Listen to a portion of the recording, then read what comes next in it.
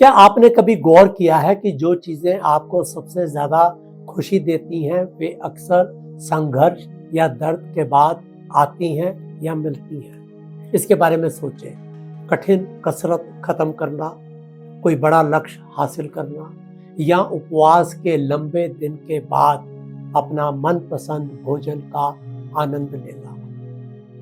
दर्द और आनंद विपरीत लगते हैं, लेकिन वह गहराई के साथ एक दूसरे से जुड़े हुए हैं। पेन प्लेजर के बीच डीप रिलेशनशिप है, वास्तव में एक दूसरे के बिना मौजूद भी नहीं हो सकते। आज हम दर्द और आनंद के बीच आश्चर्यजनक संबंध का पता लगाएंगे। अपना मस्तिष्क कैसे इसे संसाधित करता है और इस संबंध को समझना अच्छी खुशी की कुंजी क्यों है। सबसे पहला, दर्द और आनंद एक ही सिक्के के दो पहलू हैं। दर्द और आनंद यिंग यांग की तरह हैं, जो एक दूसरे को संतुलित करते हैं। दर्द के बिना आनंद उतना अच्छा नहीं लगेगा। कल्पना करें कि आप हर मिनट अपना पसंदीदा मिठाई खा रहे हैं। जल्द ही इसका स्वाद कुछ खास नहीं रह जाएगा और आपको मिठाई नहीं अच्छी लगेगी यदि आप लगातार एक ही मिठाई को बार बार खाते रहेंगे। असुविधा और राहत के बीच का अंतर ही आनंद को सार्थक बनाता है। उदाहरण, मैराथन दौड़ना दर्दनाक है, लेकिन खत्म करने के बाद हमें गर्व और खुशी कहीं ज्यादा मिलती है। परीक्षा के लिए कड़ी मेहनत करना तनावपूर्ण है, स्ट्रेसफुल है, लेकिन पास होने की खुशी बेजोड़ है। यह सुखद ट्रेडमिल अर्थात हेडोनिक ट्रेडमिल है। हमारा मस्तिष्क लगातार आनंद के लिए समायोजित होता है, जिससे हम और अधिक तलाश करते हैं। इसलिए केवल आनंद के पीछे भागने के अवसर खालीपन आ जाता है। ये बड़ा कॉमन फिनोमेना है हेडोनिक ट्रेडमिल का कि आप और ज्यादा खुशी तलाश करते हैं। यदि और खुशी आपको मिलती है तो उसके पीछे और भागते हैं। दर्द और खुशी के बीच न्यूरोसाइंस हमारे मस्तिष्क की एक इनाम प्रणाली अर्थात रिवार्ड सिस्टम से लिंक्ड है, जिसे डोपामाइन नाम का न्यूरो ट्रांसमीटर द्वारा नियंत्रित किया जाता है। डोपामाइन जब सिक्रीट होता है तब हमें सुखद अनुभव हम करते हैं, जैसे चॉकलेट खाना या कोई गेम जीतना या जब हमारी कोई प्रशंसा करता है। लेकिन यहाँ एक ट्विस्ट है। डोपामाइन तब तक निकलता है जब तक दर्द पर हम काबू पाते हैं। जब आप कठिन कसरत करते हैं, बहुत एक्सरसाइज ज्यादा करते हैं, तो आपका मस्तिष्क आपको अच्छा महसूस कराने वाली उत्तेजना के साथ पुरस्कृत करता है। जब आप कोई कठिन समस्या हल करते हैं तो संघर्ष से हमेशा आपको संतुष्टि मिलती है। मस्तिष्क दर्द और खुशी की एक ही प्रणाली का हिस्सा मानता है।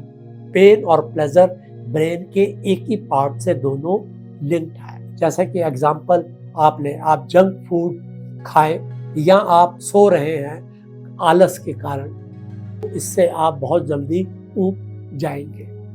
जैसे कि नियंत्रित दर्द, व्यायाम, उपवास या कौशल सीखने से हमें आनंद को और अधिक तीव्रता बनाता है। तीसरा पॉइंट, ग्रोथ के लिए दर्द क्यों आवश्यक है। दर्द केवल पीड़ा नहीं है, ये विकास के लिए जरूरी है। मांसपेशियां तनावग्रस्त होने जब हम व्यायाम करते हैं उसके बाद ही हमारी मांसपेशियों में ग्रोथ आएगी। मानसिक शक्ति आपकी हमेशा चुनौतियों पर काबू पाने से ही आती है। लचीलापन अर्थात इमोशनल फ्लेक्सिबिलिटी तभी आएगी जब हम चैलेंजेस को एक्सपीरियंस करेंगे, असफलता और बाधाओं के माध्यम से। उदाहरण, चलना सीखने वाला बच्चा कई बार गिरता है लेकिन कोशिश करता रहता है। गिरने का दर्द चलने के आनंद की ओर ले जाता है। एक संगीतकार घंटों अभ्यास करता है, निराशा का सामना करता है, लेकिन यह गीत की महारत हासिल करने के लिए खुशी इसे सार्थक बनाती है। कोई दर्द नहीं है तो कोई विकास नहीं है। असुविधा से बचने का मतलब है प्रकृति से बचना। चौथा पॉइंट, केवल आनंद का पीछा करने का खतरा। आधुनिक जीवन आनंद के लिए अंतहीन शॉर्टकट प्रदान करता है, जैसे कि fast food, social media, entertainment या इंस्टेंट ग्रेटिफिकेशन।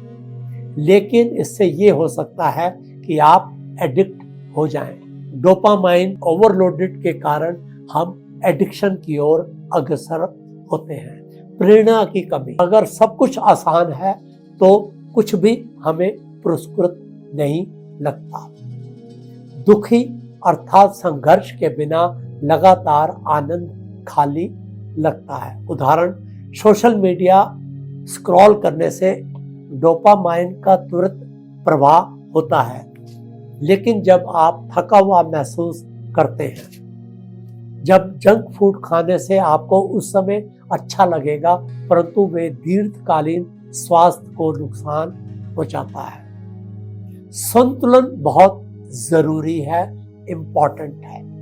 आनंद का सबसे अच्छा आनंद तब लिया जाता है जब उसे अर्जित किया जाता है।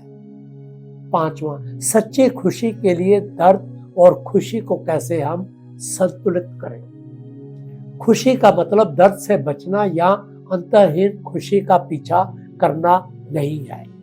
यह दोनों में अर्थ खोजने के बारे में है। यहां बताया गया है कि कैसे असुविधा को गले लगाओ, खुद को रोजाना चुनौती दो, जैसे कि व्यायाम सीखना, कड़ी मेहनत करना। जैसे जैसे आप स्ट्रगल करेंगे वैसे वैसे आपको आनंद आएगा। बड़ी दीर्घकालीन खुशी के लिए तुरंत पुरस्कार पाने से हमें बचना चाहिए। कृतज्ञता का अभ्यास करें, ग्रैटिट्यूड को आप एक्सपीरियंस करें, प्रैक्टिस करें। जब आप इन्हें अर्जित करते हैं तो छोटे सुखों के अधिक सराहना करते हैं। नेक्स्ट, उद्देश्य खोजें। दर्द तब आपको सार्थक लगता है जब यह विकास की ओर आपको ले जाता है। टीवी देखने के बजाय एक कार्य को पूर्ण करने के बाद एक एपिसोड देखें। तनाव से बचने के लिए नहीं, बल्कि स्वस्थ भोजन के बाद मिठाई का आप आनंद लें। निष्कर्ष, खुशी का रहस्य। सच्ची खुशी दर्द और खुशी के बीच संतुलन बनाने से ही हमेशा आएगी। खुशी अकेले खालीपन की ओर ले जाएगी, बोर्डम, लोनलीनेस इससे होगी। दर्द अकेले दुख की ओर ले जाता है, लेकिन साथ में वे पूर्णता पैदा करते हैं, होलनेस, फीलिंग ऑफ होलनेस। अगली बार जब आप किसी चुनौती का सामना करें तो याद रखें, आज आप दर्द महसूस कर रहे हैं, वह कल का खुशी का निर्माण कर रहा है।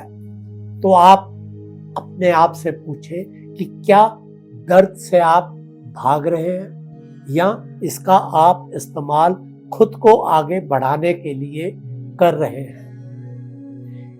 इसमें खाली सुख का पीछा कर रहे हैं या आप असली खुशी हासिल कर रहे हैं। ये क्वेश्चन बड़ा इम्पोर्टेंट है। यहीं से आपको क्लैरिटी आएगी लाइफ की, और आप पेन और प्लेजर दोनों को आप एक्सपीरियंस करते हुए आप अपनी जिंदगी के अंदर बैलेंस ला पाएंगे। आप इस वीडियो को देखें, यदि आपको पसंद आए तो आप सब्सक्राइब करें। धन्यवाद।